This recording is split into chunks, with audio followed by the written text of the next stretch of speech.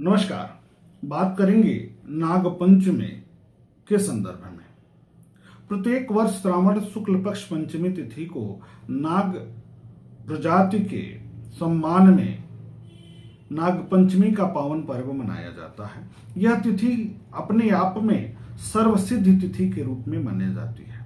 ऐसा माना जाता है कि इस दिन कोई भी कार्य हम करेंगे तो उसका परिणाम शुभ ही होता है, बेहतर आता है। ऐसे में इस दिन कौन सी पूजा किया जाए, किस देवता की पूजा किया जाए, किस तरीके से पूजा किया जाए, यह बहुत महत्वपूर्ण है। तो नाग पंचमी का जो पर्व है वह प्रकृति से संबंधित है। प्रकृति की रक्षा के निमित्त यह पर्व है। इस वर्ष पंचमी तिथि का आरंभ, श्रावण शुक्ल पक्ष पंचमी तिथि का आरंभ 28 जुलाई दिन सोमवार को रात में 11:43 से हो रहा है, जो कि 29 जुलाई को रात में 12:42 तक व्याप्त होगा। इस तरह सूर्योदय से लेकर के रात तक 29 जुलाई को पंचमी तिथि प्राप्त हो रही है। इस कारण से पंचमी तिथि में ही नागपंचमी का पर्व मनाया जाता है। तो नागपंचमी का पर्व इस वर्ष 5 जुलाई को होगा। क्यों महत्वपूर्ण है? इस दिन क्या करना चाहिए? कौन सा दोष समाप्त हो सकता है? कौन सा कष्ट समाप्त हो सकता है इस दिन की पूजा से? यह पूजा नाग देवता की पूजा के लिए है। नाग देवता की पूजा करने से भगवान शिव भी प्रसन्न होते हैं। भगवान शिव की पूजा करने से नाग प्रजाति प्रसन्न होती है।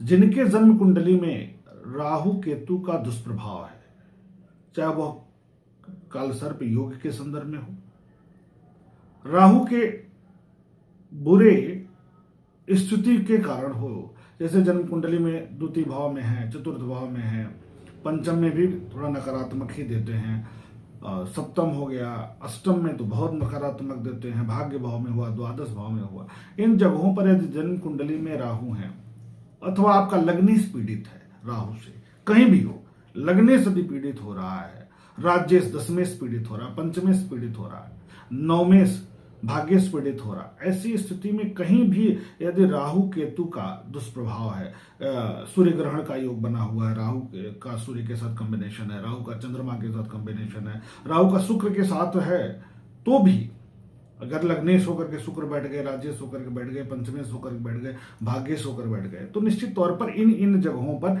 नकारात्मक प्रभाव देखने को मिलेगा। भाग्य नहीं खुलेगा, अधिक परिश्रम के बाद भी परिणाम नहीं मिलेगा, विद्या में अवरोध रहेगा, मन मस्तिष्क व्यग्र रहेगा।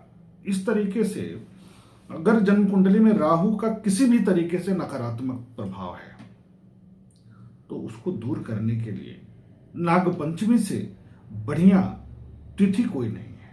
तो इस दिन रुद्राभिषेक कर सकते हैं। पंचमी तिथि में रुद्राभिषेक का विशेष फल बताया गया है शास्त्रों में। पार्थिव शिवलिंग बना करके पूजा कर सकते हैं। शिवलिंग पर किसी प्रतिष्ठित मंदिर में जहां प्राण प्रतिष्ठित हो वहां पर अभिषेक कर सकते हैं। जलाभिषेक कर सकते हैं। भगवान शिव की विशेष आराधना में महामृत्युंजय मंत्र का जप करवा सकते हैं। इस सब का लाभ आपके जीवन में बहुत अच्छा मिलेगा। परंतु राहु के लिए, राहु की शांति के लिए, राहु से संबंधित किसी भी नकारात्मक प्रभाव को दूर करने के लिए आज का समय बहुत अच्छा है। नागपंचमी का समय बहुत अच्छा है।